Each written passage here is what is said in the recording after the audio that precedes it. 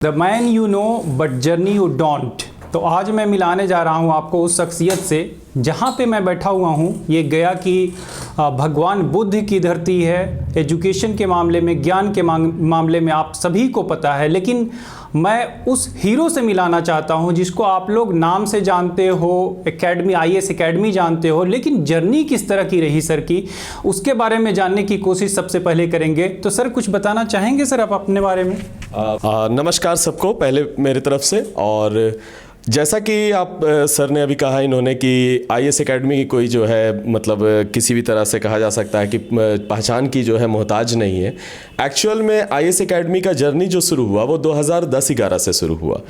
हुआ क्या कि हमारे गया शहर में, चूंकि मैं गया का रहने वाला हूँ, जब पढ़ाई करने की बारी आई तो फिर सिविल सर्विसेज की जब हमने ऑप्ट किया तो मैंने जब गया में देखा तो गया में कोई इंस्टीट्यूट नहीं थी सिविल सर्विसेज की, बाहर जाना पड़ा। मगर सबसे बड़ा प्रॉब्लम होता है कि छोटे शहर के बच्चों को हेवी अमाउंट में जो बाहर में खर्च करना पड़ता है और सब बच्चे ये सक्षम नहीं होते हैं।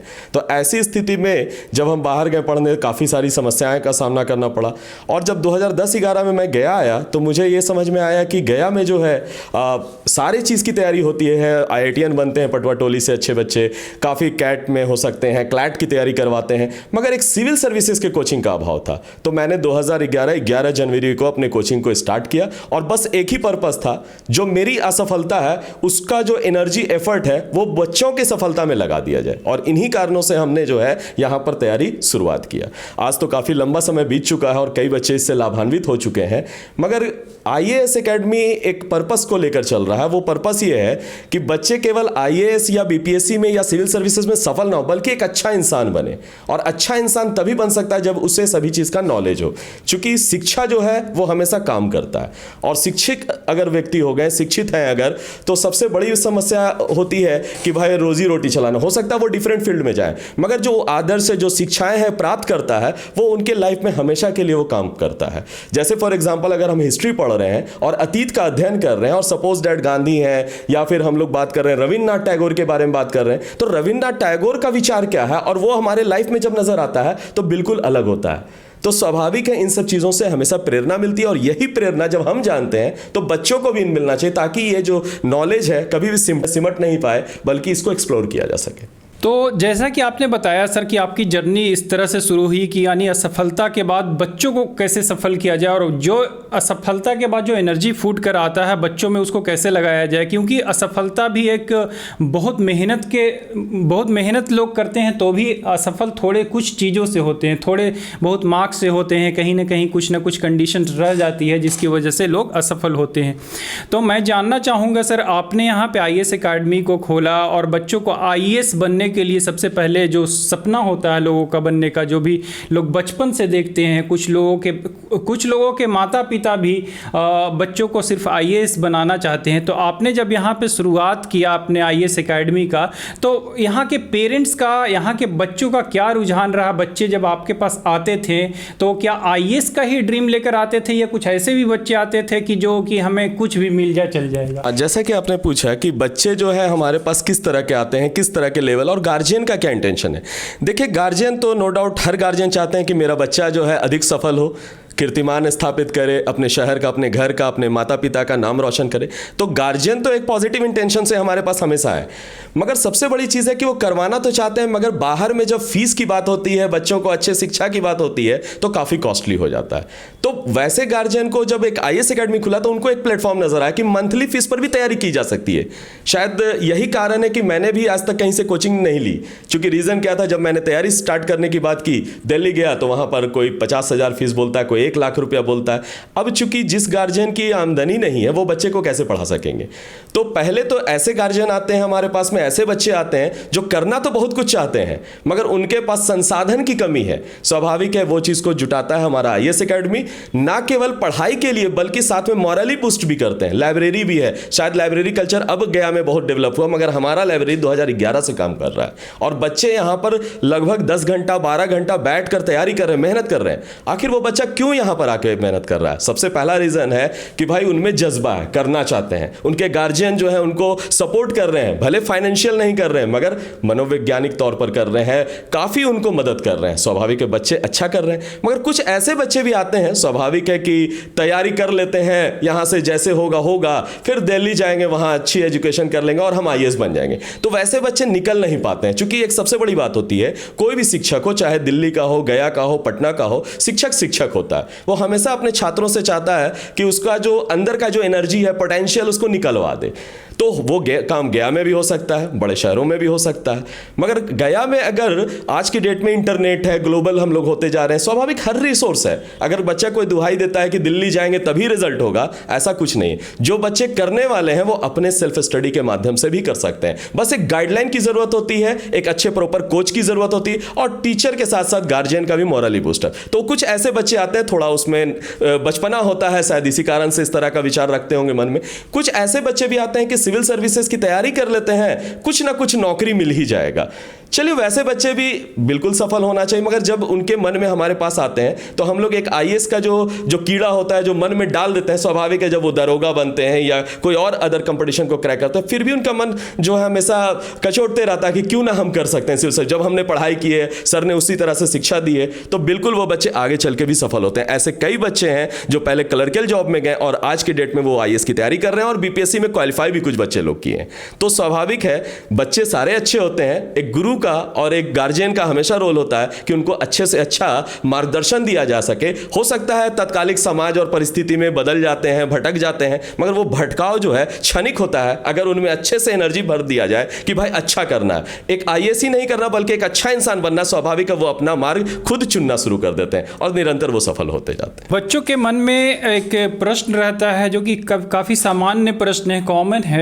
जो भी आईएएस एस्पिरेंट जब पास आउट होते हैं, रैंक 1 रैंक 10 इस तरह का आता है, तो उन लोगों से क्वेश्चन भी पूछा जाता है ना। तो ऑप्शनल सब्जेक्ट क्या है और किस चीज़ को चूज़ किया जाए, उसके बारे में ज़्यादातर लोग जो हिंट्स करते हैं कि आपका जो ग्रेजुएशन में रहा हो उसको करना चाहिए। लेकिन सर, हम लोग जिस क्षेत्र में अभी हैं यहाँ पे किस तरह से ऑप्शनल को चूज़ किया जाए, और दूसरा प्रश्न हमारा रहेगा कि मेंस की तैयारी यहाँ पे रह करके कैसे की जाए। बिल्कुल, आपने सही क्वेश्चन पूछा। एक्चुअल में मेंस को लेकर अगर बात किया जाए तो पहले जो दौर था वो दौर में पहले ऑप्शनल की भूमिका रोल जो है काफ़ी ज़्यादा थी, मगर निरंतर जो सिविल सर्विसेज जो है वो निरंतर अपडेट करते जा रहा है। इवन कि आपने अभी देखा होगा बीपीएससी ने भी अपडेट किया है, ऑप्शनल को क्वालिफाइंग पेपर कर दिया है, चूंकि उसमें मार्किंग पैटर्न का प्रॉब्लम था। दूसरे तरफ यूपीएससी की बात किया जाए तो वहाँ एक ऑप्शनल है, चेंजेस आ गया, पहले 2 ऑप्शनल हुआ करता था। तो ऑप्शनल का तो एक रोल हमेशा से रहा है, चूंकि आप एक एकेडमिक आधार पर कितना अच्छे से पढ़े हुए हैं और उसको डेली लाइफ कितना आप अप्लाइड वे में यूज़ कर सकते हैं, तो स्वाभाविक है ऑप्शनल तो हमेशा रोल प्ले करेगा। मगर ऑप्शनल के साथ साथ जीएस जो होता है वो सबको एक बूस्ट अप करता है। सामान्य अध्ययन देखने में सामान्य बोलता है मगर वो असामान्य बातें होती हैं ज्यादा। इसका मतलब है बच्चे कितने इंटेंशनली अपने सोसाइटी को समझता है, और सोसाइटी में अगर जब वो बनता है तो उसको क्या गिव अप कर सकता है, क्या दे सकता है, तो ये चीज बहुत मायने रखता है। तो इस तरह से कहा जा सकता है कि ऑप्शनल का तो रोल है। अब बच्चे जो है ग्रेजुएशन में कौन सा पेपर लें और कौन सा पेपर ऑप्ट करें जो हमारी तैयारी अच्छी हो, क्योंकि होता क्या है हमारे छोटे शहरों में बच्चे जो है 2-4 स्ट्रीम पर ज्यादा फोकस करते हैं, जैसे मैथमेटिक्स का हो गया, या फिर आप कह लीजिए आर्ट्स अगर बोलते हैं तो हिस्ट्री पर बात करते हैं, दूसरे पेपर पे बात नहीं करते हैं। तो एक्चुअल में होता क्या है कि वो हमारा परिवेश है इस कारण से, और वो चाहते हैं कि हम अच्छा करेंगे, हो सकता है इसके माध्यम से। मगर जब हम लोग के पास वैसे बच्चे आते हैं तो हमेशा एक चीज बोलते हैं कि ग्रेजुएशन पे ठीक है आपने जो पेपर लिया ठीक है, अगर आप नहीं लिया है तो आप ऐसे पेपर को लो जो आगे चल के आपको फ्रूटफुल हो, यूजफुल हो सिविल सर्विसेज एग्जामिनेशन में, क्योंकि आपका उसका योगदान कितना है, कितना उसका कैटेगरी में कितना वेटेज पड़ता है, तो ये देखा जाता है। अब आज के डेट में अगर बात किया जाए, चूंकि ऑप्शनल की डिमांड जो है वो कमता जा रहा है, परीक्षा में उसका रोल जो है कम रहा है, तो ऐसे में बच्चे आजकल जो है जितने अप्लाइड होंगे, जितने क्रिएटिव होंगे और जितने आप कह सकते हैं समाज को समझने वाले और समाज में क्या कर सकते हैं, वैसे बच्चे अच्छा कर रहे हैं। तो स्वाभाविक है, ऐसा नहीं है कि अगर हम ग्रेजुएशन कोई मैथमेटिक्स में या केमिस्ट्री में कर लिया तो सिविल सर्विसेज नहीं कर सकते। इसीलिए ध्यान ये रखना है कि बस हम जो पढ़ा है उसको अच्छे से पढ़ें, जहां पर भी पढ़ा, चूंकि आपका वो बायोडाटा है, आपने जहां भी तैयारी की है वो बायोडाटा है, चाहे आपने इंटरमीडिएट कोई भी पेपर में किया हो, ग्रेजुएशन किया हो, तो वो बायोडाटा अगर आपका मजबूत होता है तो स्वाभाविक सी बात है कि आप जिस सब्जेक्ट को भी पढ़ेंगे उसी शिद्दत से पढ़ेंगे, उसी ईमानदारी से पढ़ेंगे और उसमें भी अच्छा कर सकते हैं। क्योंकि जीएस है क्या, एक सामान्य बातें हैं, मगर सामान्य बातें को अगर हम लोग तरीके से पढ़ लें, व्यवहारिक तरीके से पढ़ लें, तो हमारे लाइफ के लिए वो बहुत अच्छा होगा। शायद आईएएस का जो इसीलिए बोला भी जाता है कि आईएएस एक जीवन जीने की कला को सिखाता है, और ये कला हमारा, चाहे वो एकेडमिक्स में कोई भी पेपर पढ़े या आईएएस की तैयारी में जो भी पढ़े वो बेस्ट तरीके से पढ़े, अपना बेस्ट दें, स्वाभाविक है आप सफल जरूर होंगे। हाँ, मगर लोगों का कहना है कि इतिहास अच्छा है, मगर ऐसा कुछ नहीं है। हर बच्चों के लिए कोई पेपर अच्छा होता है, कोई खराब होता है। जिस पेपर को आप अच्छे से कर सकते हैं वो पेपर आपके लिए सबसे अच्छा है।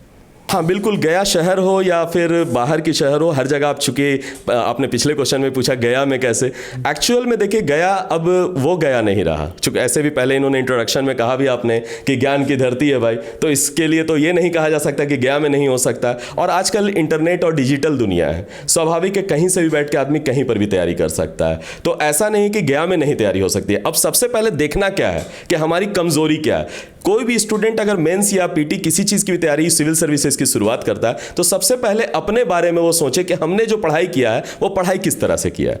अगर हमारा बेस कमजोर है तो स्वाभाविक है हमको फिर से स्कूल लाइफ में लौटना पड़ेगा, यानी 6 to 12 एनसीईआरटी पे फोकस करना पड़ेगा, बेस बनाना होगा। और इसका यूटिलाइज जो है वो मेंस से लेके पीटी सब में कर सकते हैं। तो सबसे पढ़ने का बेस्ट तरीका पे हम लोग चर्चा करते हैं, बात करते हैं। सबसे बेस्ट तरीका होता है कि जो हम लोग का एनसीईआरटी किताब होता है उसमें बच्चों के मन को समझते हुए लिखा गया काफी अच्छे से, और उसमें काफी व्यापक तरीके से जो होता है, जैसे आप देखते भी होंगे कि एक टॉपिक अगर कोई चीज के बारे में बात हो रही तो सारे समराइज फॉर्म में इसको कहा जाता है, फिर दूसरे टॉपिक में दूसरे तरीके से बोला जाता है। बच्चे इसके माध्यम से रिलेट कर पाते हैं, और एनसीईआरटी में रिलेटेड बुक्स है, काफी रिलेवेंट होता है हर चीज। तो ऐसी किताबों को अगर हम पढ़ लेते हैं पहले, जो बेसिक्स हैं, गया शहर में रह के या पटना में रहें या दिल्ली में रहें, उसके बाद उसमें छोटे छोटे प्रश्न होते हैं, उसको जवाब देना सीखें। पहले जवाब दे तो उससे हमको 2-3 चीजों का पता चलेगा। एक सबसे पहला पता चलेगा कि हमारा जो है राइटिंग स्किल जो है, यानी कह सकते हैं वाक्य निर्माण कहते हैं, सेंटेंस फॉर्मेशन, वो हो पा रहा है कि नहीं।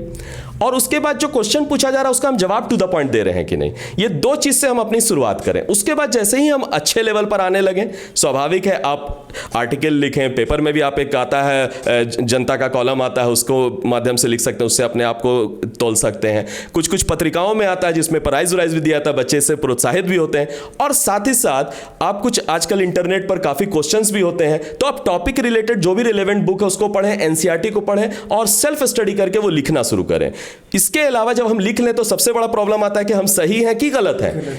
तो इसके लिए हमारे जैसे संस्थान है गया शहर में, और भी काफी संस्थान है, उनके डायरेक्टर, उनके सब्जेक्ट के टीचर से आप बिल्कुल मिलें और उनसे जाकर आप जो है बात ये करें कि भाई सर हमने ये किया, इतना मेहनत किया। चूंकि आपके मेहनत को जब टीचर देखेंगे तो आपको नकार नहीं सकेंगे, भगा नहीं सकेंगे, क्योंकि वो टीचर भी समझता है कि बच्चा कितना मेहनत से क्या लिखता है। वो पक्का कुछ ना कुछ उसमें जजमेंट देंगे, रिमार्क देंगे और उसको सीखते चले। एक स्टूडेंट का काम होता है टीचर से हमेशा इंटरेक्ट करके उनसे पूछें। तो बिल्कुल आप हमारे पास भी आ सकते हैं, कोई अदर कोचिंग अगर गया शहर में जो इस तरीके का है, या कोई सीनियर भैया हैं जो सिविल सर्विसेज कर चुके हैं जिनको आंसर राइटिंग का पता है, उनसे आप मिलें, अपने आंसर को दिखाएं, छुपाएं नहीं। क्योंकि कभी कभी मन में छुपाया हुआ चीज लगता है कि हम तो बेस्ट लिखें, पर बेस्ट होता नहीं है। तो टीचर आपकी कमियों को बताए और कमियों को समझते हुए नेक्स्ट टाइम फिर लिखें। और चूंकि अब आपको रेफरेंस भी हो जाएगा कि सर आपने पिछले बार ऐसे काटा था, हमने ये चेंजेस किया है, आपका मेहनत टीचर देखेगा, तो कोई भी गुरु हो बिल्कुल आपके साथ सपोर्ट करेगा, मेहनत करेगा, और हो सकता है बिना कोचिंग के भी आप अच्छा कर सकते हैं ऐसा। और आजकल ये भी प्लेटफॉर्म है कि इंटरनेट पर अपना आंसर डाल दें, वहां से भी लोग चेक करके आपको बता देंगे आपकी कमियों को। तो अब ऐसा कुछ नहीं है कि गया से नहीं तैयारी हो सकती है, हर जगह से तैयारी हो सकती है। बस आप में जज्बा होनी चाहिए, आपको कर गुजरने की क्षमता होनी चाहिए, और आप इस तरह से डिवोटी काम करेंगे, चाहे वो कोई भी टीचर हो आपके साथ होंगे। अब एक अंतिम प्रश्न रहेगा सर से, क्योंकि अब जो इंटरव्यू में कंडक्ट यहाँ पे कर रहा हूँ, सबसे जो फ्रूटफुल चीज़ आप लोगों के लिए आ रहा है कि सर ने कुछ नया डिजिटल शुरू किया है, तो उसके लिए सर आप क्या कर रहे हैं सर? बच्चों को कितना फ़ायदा हो सकता है? डिजिटल दुनिया में चूंकि एक सागर है और इस सागर में हम लोग भी जो है एक तरह से इंटर कर रहे हैं। सबसे पहले बच्चों का लाभ कैसे होगा, आप अगर हमारे चैनल को देखे होंगे तो आप उस पर ध्यान देंगे कि सबसे पहले मेंस पर हमने बात किया। मेंस पर इसलिए बात किया क्योंकि आज डिजिटल दुनिया में तो सब कुछ है, मगर मेंस को लेकर to the point approach answer writing को लेकर बातें कम होती है। तो सबसे पहला मेंस पर बात करने का वजह यही है कि बच्चे बेसिक्स तो पीटी की तैयारी में तो कहीं से भी हेल्प लेके कर लेते हैं, मगर मेंस में उनको बताने वाला नहीं होता है कि इंट्रोडक्शन क्या होता है, कंटिन्यूटी क्या होती है, पैराग्राफ का मूल कैसे लिखा जाए, प्रेसी राइटिंग पर ध्यान नहीं होता है। तो ये सब चीजें जो है लाभ मिले, इसलिए हम लोग जो है कुछ एक गाइडलाइन प्रोग्राम के तौर पर मेंस की शुरुआत किए हुए हैं। और इसके माध्यम से एक और चीज हो सकता है कि अगर हम इससे निरंतर बने रहें तो टीचर जो भी हम लोग बताने वाले हैं वो आपके साथ ये होगा कि आपको तो एक गाइड भी होगा, और आप चूंकि निकट में रहते हैं, आसपास में रहते हैं, तो बिल्कुल आके संपर्क कर सकते हैं, आप बाकी जो डाउट है उस डाउट को भी पूरा कर सकते हैं। तो आज के डेट में जो भी चीज है वो डिजिटल हो चुका है, और डिजिटल के दुनिया में अगर हम लोग अच्छा काम करें तो सभी इससे लाभान्वित होंगे। और वैसे बच्चे जो दूर दराज के इलाकों में बैठे हुए हैं या फिर जो पैसा एक्सपेंस नहीं कर सकते हैं, स्वाभाविक है वो बच्चे डिजिटल प्लेटफॉर्म के माध्यम से, यूट्यूब के माध्यम से वो जो है इसका लाभ ले सकेंगे, और इसके माध्यम से वो अपनी पढ़ाई को जारी रख सकेंगे। ऐसा नहीं वो दुहाई देंगे कि हम दिल्ली जाएंगे तभी पढ़ेंगे, जहां पर है वहीं से तैयारी शुरू करेंगे, जब जैसा जरूरत होगा वैसा वो डिसीजन लेंगे। In last, thank you so much for giving me your precious time, sir. And this, please do share. And thanks for watching once again. Thank you.